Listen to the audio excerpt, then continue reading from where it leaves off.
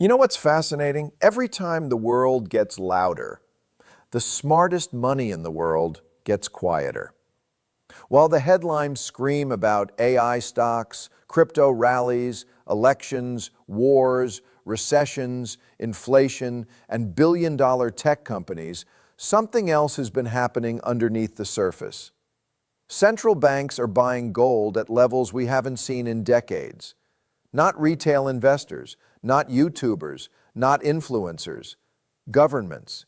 And when governments begin preparing quietly while the public is distracted loudly, you should pay attention.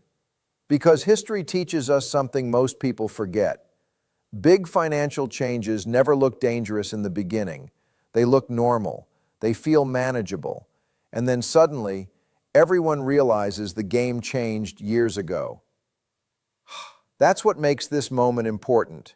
The world is buying gold again, not because people suddenly became emotional, but because the smartest institutions on earth understand something most investors don't.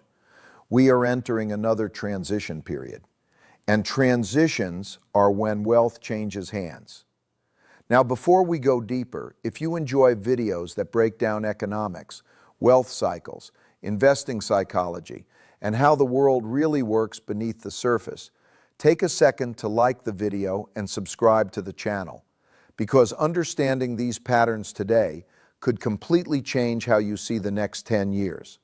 Now let's get into it. Most people think gold is old-fashioned. They see it as something ancient, a relic from the past, a shiny rock people cared about before modern finance existed. But that misunderstanding comes from living in a period where trust felt stable, and trust changes everything. You see, money itself is mostly trust. A dollar bill has value because people believe it has value. Government bonds have value because people trust governments can repay debts. Banks work because people trust the system won't fail. The moment trust weakens, people begin searching for something timeless. That's where gold enters the picture. Gold doesn't depend on politicians. It doesn't depend on elections. It doesn't depend on promises. And throughout history, whenever societies reach periods of massive debt, political conflict, currency devaluation, or uncertainty, people return to gold. Not because gold changed, because human behavior didn't. And this is the part most people miss. Markets are not driven primarily by logic. They're driven by incentives and psychology. That's why the same patterns repeat over centuries. The technology changes, the countries change, the currencies change, but fear, greed, uncertainty, and self-preservation remain exactly the same. If you study history carefully, you start realizing something almost uncomfortable. The biggest financial events are rarely surprises. They are slow-moving processes that people ignore until they become unavoidable. Think about debt for a second. Governments around the world are carrying debt levels that historically become extremely difficult to sustain. And when debt grows faster than productivity for long periods of time, governments eventually face only a few choices: raise taxes dramatically, cut spending aggressively, default on obligations, or print more money. And politically, printing money is usually the easiest path. But printing money creates another problem. It slowly reduces the purchasing power of currency. Not immediately, not overnight, gradually, almost invisibly. And that's why inflation feels so dangerous psychologically, because people don't notice wealth disappearing all at once. They notice it slowly. Food becomes more expensive, housing becomes more expensive, energy becomes more expensive, and eventually people begin asking a deeper question. If money buys less over time, where do I store value safely? That question is ancient, and every generation eventually asks it again. This is why gold matters, not because it generates cash flow, not because it produces innovation, but because during periods of monetary uncertainty, gold becomes a mirror reflecting declining trust in financial systems. Now here's where things become even more interesting. The biggest buyers of gold recently haven't been ordinary investors. They've been central banks. Countries like China, Russia, India, Turkey, and many others have been increasing gold reserves aggressively. Why? Because nations understand geopolitical risk the same way investors understand portfolio risk. If global tensions rise, if currencies weaken, if sanctions increase, if reserve systems become politicized, countries want assets outside the traditional financial structure. Gold becomes neutral, and neutrality becomes valuable during fragmentation. This is not just about inflation, it's about a changing world order. For decades, the global financial system operated under relatively stable assumptions. The United States dominated global reserves. The dollar dominated trade. Interest rates remained low. Globalization expanded rapidly. But now the world is shifting towards something more fragmented. Trade tensions are increasing. Political polarization is increasing. Military tensions are increasing. Economic nationalism is increasing. And during periods when global cooperation weakens, nations start preparing independently. That preparation often includes gold. Now let me explain something critical. This does not mean the world is ending. People often make the mistake of thinking every warning means catastrophe. That's emotional thinking. The real issue is transition. History moves in cycles. There are periods of stability. Then excess builds. Debt grows. Wealth gaps widen. Political conflict increases. Institutions become strained. Then systems reset. Sometimes gradually, sometimes violently. But the cycle itself is natural. And smart investors don't prepare based on headlines. They prepare based on probabilities. That distinction matters enormously because the average person reacts emotionally after events happen. Sophisticated investors position themselves before consensus changes. That's why understanding cycles matters more than predicting dates. Nobody knows exactly when major shifts occur, but you can recognize the conditions that historically precede them. And right now, many of those conditions are appearing simultaneously. High debt, currency concerns, geopolitical fragmentation, rising populism, asset bubbles, declining trust in institutions. Individually, these things may not seem overwhelming. Together, they create pressure, and pressure changes behavior. Now, here's another important idea people overlook. Gold rising is often less about gold becoming valuable and more about currencies becoming weaker. That's a completely different perspective. Because when people say gold hit a new high, what they're really saying is the measuring system itself is losing credibility. Imagine measuring distance with a ruler that changes size every year. Eventually, the measurements become unreliable. That's what happens when monetary expansion accelerates faster than real economic productivity. Assets begin repricing, and the people who understand this early stop thinking only in nominal terms. They begin thinking in purchasing power. That's how sophisticated capital thinks.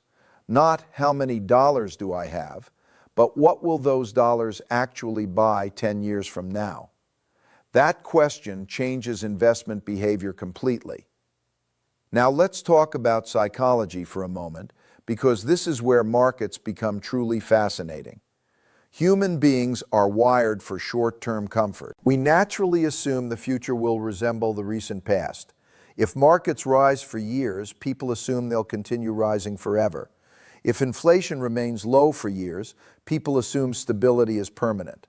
But reality moves in long cycles, and long cycles create the illusion of permanence right before change arrives. This happens in every generation. People begin believing this time is different, but it rarely is. Debt cycles repeat. Monetary cycles repeat. Political cycles repeat. Not perfectly, but rhythmically. And once you understand that, you stop being shocked by financial history. You start expecting instability as part of the system itself. That mindset changes everything, because instead of reacting emotionally, you begin positioning rationally. Now, does this mean everyone should panic buy gold tomorrow? No. Extremes are dangerous in every direction. The goal isn't fear, the goal is balance. Diversification exists because uncertainty exists. And one of the biggest mistakes investors make is assuming one environment will last forever. People overcommit to what recently worked. Then they become vulnerable when conditions change. That's why resilient portfolios matter more than aggressive predictions. You don't need certainty to prepare intelligently. You only need humility. Humility is one of the most underrated financial advantages in the world. The recognition that I might be wrong, the future may surprise me, the system may behave differently than expected. That humility leads to diversification. Diversification leads to resilience. And resilience keeps people alive during transitions. This is something history repeatedly rewards. Now think about what's happening culturally. People everywhere feel uncertainty rising, even if they can't explain it precisely. Housing feels unaffordable. Young people feel financially behind. Governments feel increasingly divided. The cost of living feels unstable. And when societies begin losing confidence in the future, financial behavior changes. People become more defensive, more emotional, more reactive. Markets then amplify those emotions. That's why periods like this become so important. They reveal character. They separate speculation from discipline. And often, the biggest fortunes are built not during euphoric booms, but during confusing transitions when most people feel uncertain, because uncertainty creates mispricing. Now let's go deeper into something most people never think about. Gold itself doesn't produce wealth. Productive assets create wealth. Businesses create wealth. Innovation creates wealth. Technology creates wealth. But gold preserves purchasing power during periods when trust deteriorates. That distinction matters enormously because the role of gold isn't necessarily growth. Its role historically has been protection, insurance, a hedge against monetary instability. And insurance always feels unnecessary until suddenly it isn't. That's how human psychology works. People ignore risk during calm periods, then overreact during crises. Smart investors try to avoid both extremes.